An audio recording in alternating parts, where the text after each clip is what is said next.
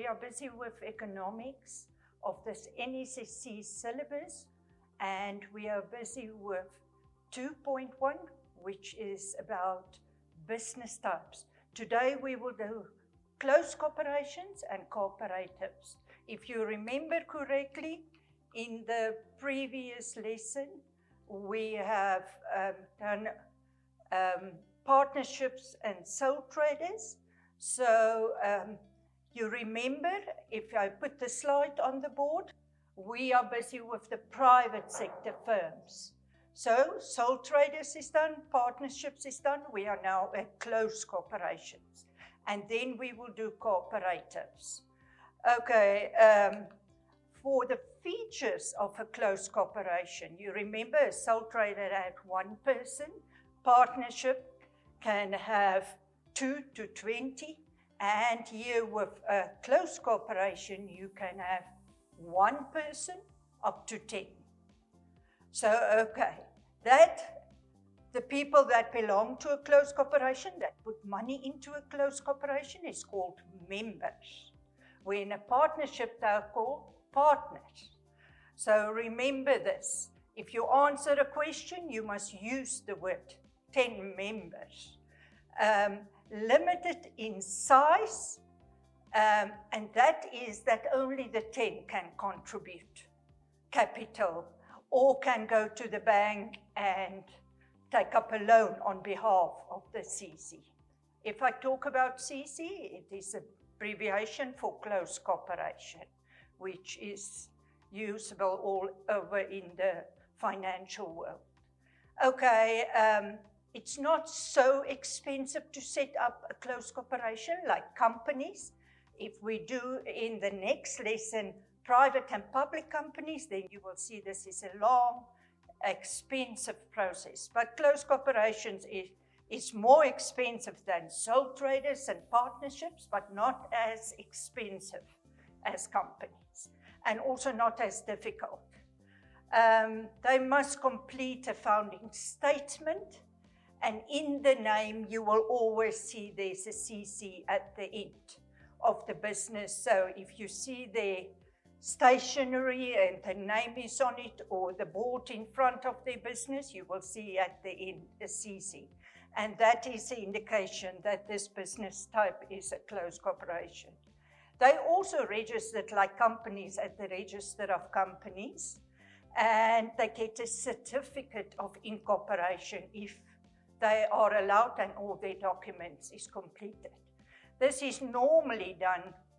You normally get a lawyer or somebody who do this, like a chartered accountant who will do this as part of his service to his clients for you, to help you to register your business, and then you pay him to do that. Okay, a very important point of a closed corporation is that they have limited liability. You remember in the case of partners and sole traders, they have unlimited liability. A limited liability means that the closed corporation itself acts as a person. They call it, the closed corporation is a legal person on its own.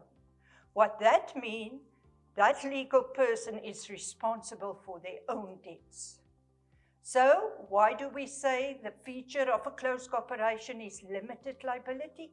All these members that are owners of the closed corporation, they are not responsible for the debts of the closed corporation. The closed corporation, which is a legal person, is responsible for its own debts. It's very important that you understand what this limited liability means. Okay, then if they go to a bank and want to apply for a loan, then only then the bank will require audited financial statements. But they don't have to hand in to the receiver of revenue according to law audited financial statements. It is just sometimes that if they want to apply for a loan, that it is needed. Otherwise, they can let a bookkeeper do their books for them. It don't need to be audited by a CA. The management of a CA is normally by the members. Each member take up a certain part of the management, so you will be responsible for the finances because you have more accounting knowledge, or you will be responsible for all the workers because you have a study in the labor relations or something like that. So you work on where your strength is and you manage that part of the CC. They say this can cause a lot of disagreements.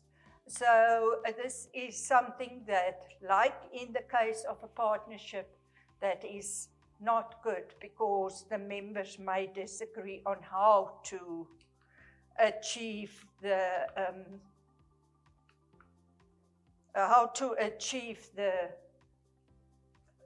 aims, and they must make sure that they all have the same aims.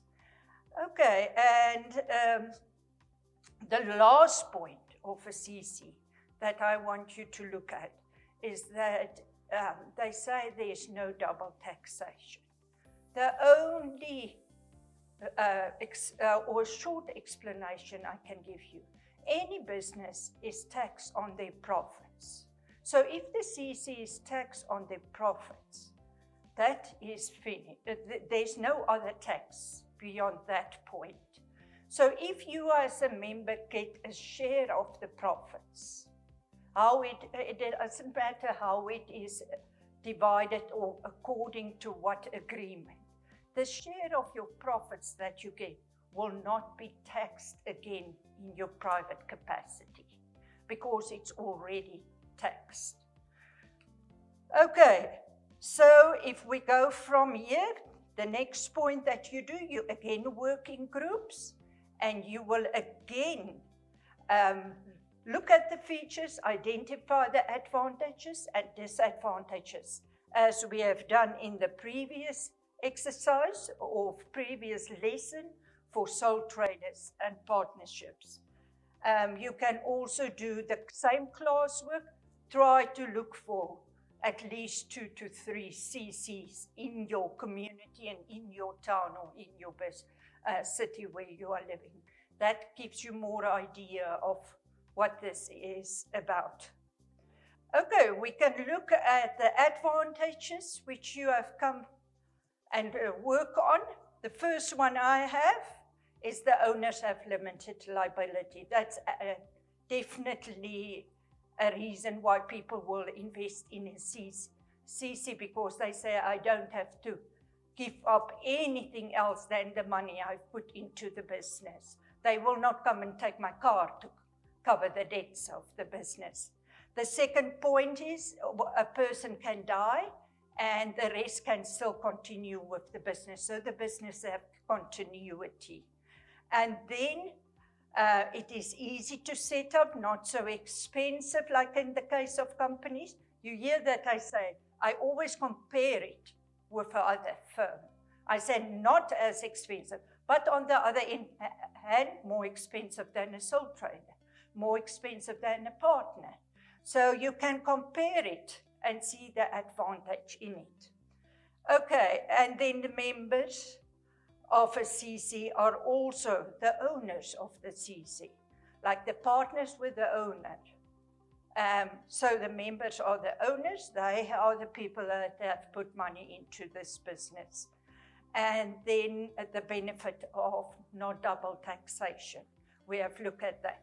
So you have at least come upon 5 benefits which you can offer in an exam. Okay, we look at the disadvantages which you have worked on and what you could get together.